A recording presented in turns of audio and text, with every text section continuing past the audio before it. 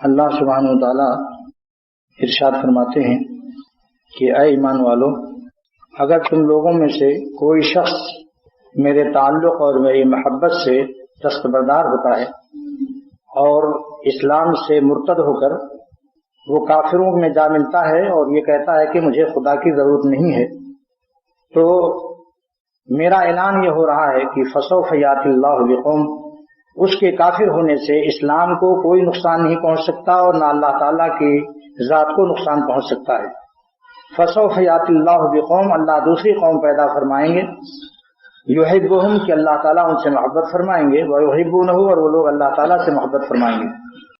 اس کی ایک مثال حکیم الامت مجدد الملت مولانا اشرف علی صاحب تھانوی نور اللہ مرقدہ نے تفسیر بیان القرآن میں بہت عمدہ مثال دی ہے کہ اگر کوئی شخص اسلام کی خدمت، دین کی خدمت، اللہ والوں کے سے تعلق جوڑنے سے اور اللہ سے جڑنے سے بھاگتا ہے اور استغنا کرتا ہے اور کہتا ہے میری دل بہلانے کے لیے میرا کاروبار اور میری کار اور موجودہ سرکار ہیں اور میرا یہ موزیک کا فرش اور صوفے اور بنگلے اور ریڈیو کے گانے، بس اس میں دل بہلا لیں گے، ہمیں کیا ضرورت ہے اللہ اللہ کرنے کی، نماز پڑھنے کی، اللہ والوں کے پاس جانے کی۔ تو اس کی مثال ایسی دی ہے، پیاری مثال حکیم الامت تھانوی رحمۃ اللہ علیہ نے، جس سے پتہ چلتا ہے کہ اللہ والوں کے علوم کچھ اور ہی ہوتے ہیں۔ فرماتے ہیں کہ کسی ہاسپٹل میں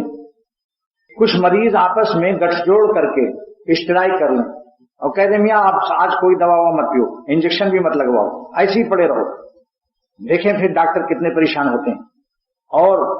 دیکھو کتنا نقصان پہنچتا ہے دنیا والوں کا۔ لہذا 10 دن تک انہوں نے انجیکشن نہیں لگوایا، کیپسول نہیں کھائے، دوائیں نہیں کھائیں، سب اکڑے ہوئے ایک دوسرے سے خوب کہہ رہے ہیں دیکھو ہم نے طلاق دے دیا انجیکشن کو، کیپسول کو، دواؤں کو، ہم نہیں کہتے ہیں دوا کھاتے۔ تو کیا نقصان پہنچے گا ڈاکٹروں کو، کیا نقصان پہنچے گا ہاسپٹل کو، کیا نقصان پہنچے گا دوسروں کو؟ یہی مریض الو کی طرح مریں گے۔ اس حماقت کا سارا وبال انہی مریضوں پر لوٹے گا۔ ڈاکٹر ان کے دوا چھوڑنے سے بیمار نہیں ہو جائے گا، کسی کو نقصان نہیں پہنچے گا، جو مرتا ہے ایڑی رگڑ رگڑ کے، دوسروں کا کیا نقصان ہے؟ اللہ کیا مثال دی، واقعی میں نے یہ مثال پڑھ کر آج مجھے بہت مزہ آیا۔ میں نے احتیاطاً دیکھ لیا تھا کہ بھئی حکیم الامت کے کچھ موتی دیکھو اس میں تفسیر بیان قرآن میں، تاکہ میں کتابوں کو دیکھوں کہ اس میں کیا خاص بات ہے۔ لہذا یہ مثال بہت مزہ آ گیا۔